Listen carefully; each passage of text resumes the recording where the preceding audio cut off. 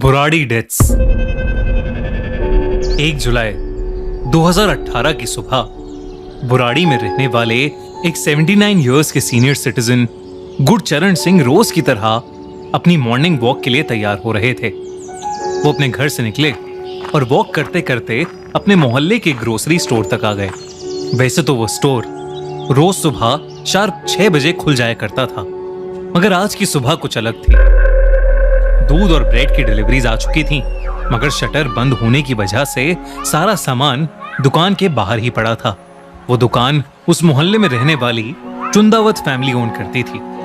गुरचरण जी पिछले 22 सालों से उस फैमिली के पड़ोसी थे और पिछले कई सालों से चुंदावत फैमिली का कोई ना कोई सदस्य रोज सुबह 6 बजे दुकान जरूर खोल देता था।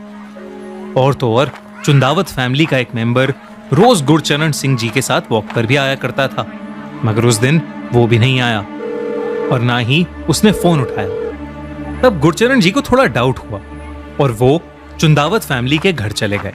चुंदावत हाउस का गेट खुला पड़ा था। गुरचरण जी जैसे ही अंदर गए वैसे ही उन्होंने वहां कुछ ऐसा देखा जिससे उनके रोंगटे खड़े हो गए। अगले ही कुछ मिनटों में चुंदावत हाउस के बाहर बहुत सारी भीड़ इकट्ठी हो गई थी। इसी बीच कुछ पुलिस ऑफिसर्स भीड़ में से लोगों को धक्का देकर चुंदावत फैमिली के घर तक का रास्ता बना रहे थे। दरवाजा खोलने पर जो पुलिस और आसपास के लोगों ने देखा, वो देखकर सबकी आंखें फटी की फटी रह गईं। चुंदावत फैमिली के 11 लोगों की डेड बॉडीज एक साथ एक ही कमरे में लटकी मिली। 10 बॉडीज छत से टंगी हुई थीं। सबके हाथ पैर पीछे वायर से बंधे हुए थे और आंखों पर पट्टी बंधी हुई थी। इन 10 लाशों के अलावा घर की सबसे बूढ़ी औरत अंदर वाले कमरे में पड़ी हुई मिली। ये सब क्यों हुआ, कैसे हुआ, इन सब चीजों का राज खोलने से पहले उस फैमिली के बारे में थोड़ा जानना जरूरी है। चुंदावत फैमिली ओरिजिनली तो राजस्थान से थी, मगर 1999 से वो दिल्ली में रह रहे थे। दिल्ली में उनका काफी सक्सेसफुल प्लाईवुड बिजनेस था और एक ग्रोसरी स्टोर भी था। चुंदावत फैमिली बहुत ही हेल्पफुल और खुश मिजाज नेचर की बताई जाती थी और उन्हें कभी भी पैसों के मामले में कोई दिक्कत नहीं थी। परिवार की सबसे बड़ी मेंबर 75 साल की नारायणी देवी थी, जिनके 2 बेटे थे, भवनेश और ललित। उनकी शादियां सविता और टीना नाम की 2 औरतों से हुई थी। नारायणी देवी के पति की डेथ 2007 में ही लंग्स की किसी बीमारी के कारण हो चुकी थी और वो वक्त पूरी फैमिली के लिए बहुत मुश्किल था। नारायणी देवी की एक बेटी भी थी जिसका नाम था प्रतिभा। इन तीनों के आगे बच्चे भी थे।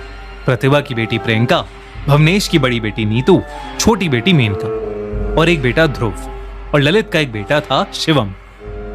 चुंदावत फैमिली की 3 जनरेशंस एक ही घर में पिछले 22 साल से रह रही थीं और एक दिन अचानक पूरा परिवार अपने ही घर में मरा हुआ पाया गया।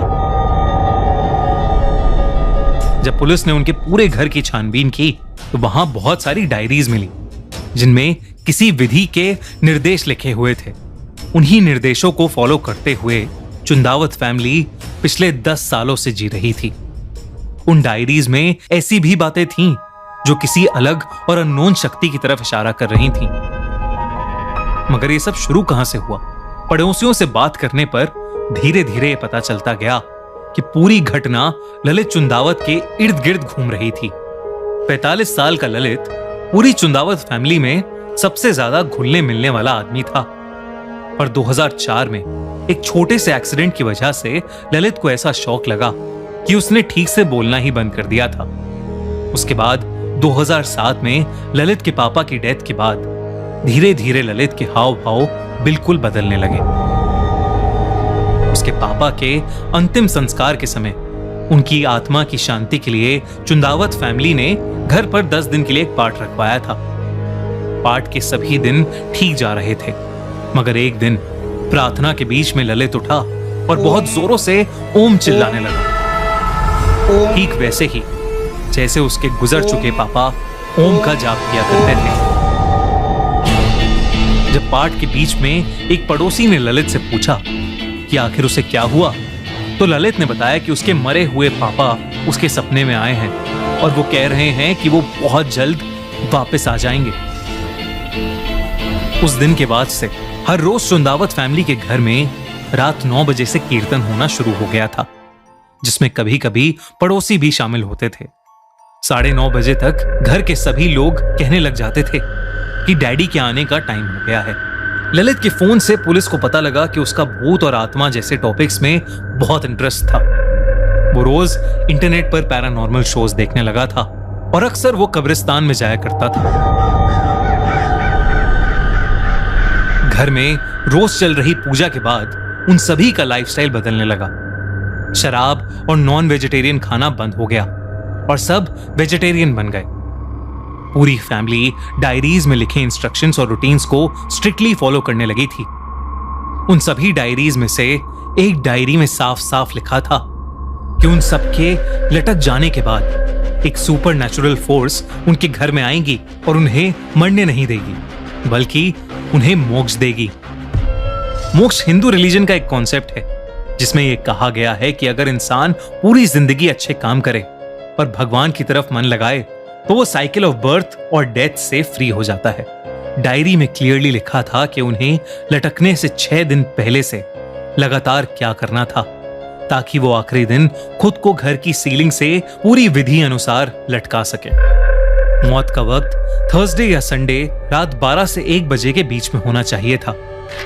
डायरी के फाइनल एक्ट में लिखा था कि जब जमीन कांपेगी और आसमान फटेगा तो मैं तुम्हें बचाने आऊंगा। सबसे अजीब बात तो ये थी कि कुछ लोगों ने यह भी दावा किया कि डायरीज में जो भी इंस्ट्रक्शंस लिखी गई हैं वो ललित की हैंडराइटिंग थी ही नहीं। तो फिर वो सारे इंस्ट्रक्शंस इतने सालों से डायरी में कौन लिख रहा था? क्या वो सारी डायरीज उनके पापा भोपाल सिंह लिख रहे थे, जिनकी 2007 में ही डेथ हो गई थी? यहां तक कि जिस रात पूरी फैमिली ने मिलकर खुदकुशी की या उनका मर्डर हुआ, उस रात घर के बच्चे और औरतें बाहर दुकान से स्टूल्स और वायर्स लेकर घर के अंदर जाते हुए सीसीटीवी कैमरा में देखे गए थे। वही स्टूल्स और वायर्स जिनका इस्तेमाल उन्होंने उस रात डायरी के इंस्ट्रक्शंस फॉलो करके सीलिंग से लटकने में किया था। तो क्या उन्हें पहले से पता था कि वो मरने वाले हैं? पुलिस को धीरे धीरे पूरा भरोसा होने लगा था कि ललित चुंदावत को साइकोसिस डिसऑर्डर था। साइकोसिस डिसऑर्डर एक दिमाग की बीमारी है जिसमें इंसान सच्चाई से अलग एक भ्रम की दुनिया में जीने लगता है। इस बीमारी में लोगों को हैलुसिनेशंस भी होते हैं। पुलिस का तो यह भी मानना था कि पूरी चुंदावत फैमिली को ही शेयर्ड साइकोसिस डिसऑर्डर था, जिसमें सब लोग पेशेंट को फॉलो करने लग जाते हैं क्योंकि वो एक दूसरे के बहुत करीब होते हैं और सारे लोग पेशेंट पर भरोसा करने लगते हैं। मगर क्या ये सच में पॉसिबल है कि पूरी चुंदावत फैमिली इस भ्रम की शिकार होने लगी थी? कई लोगों को इस थ्योरी पर बिल्कुल भरोसा नहीं था। इस पूरी घटना के लगभग सारे ही सवाल बस एक रहस्य बनकर रह गए हैं, एक ऐसी भयानक कहानी बनकर जिसने पूरी दिल्ली को हिलाकर रख दिया था। आपको क्या लगता है, क्या हुआ था उस रात बुराड़ी में? हमसे कमेंट्स में अपनी थ्योरी शेयर कीजिए। और ऐसी ही थ्रिलिंग क्राइम स्टोरीज के लिए subscribe to the crime show by खूनी मंडे।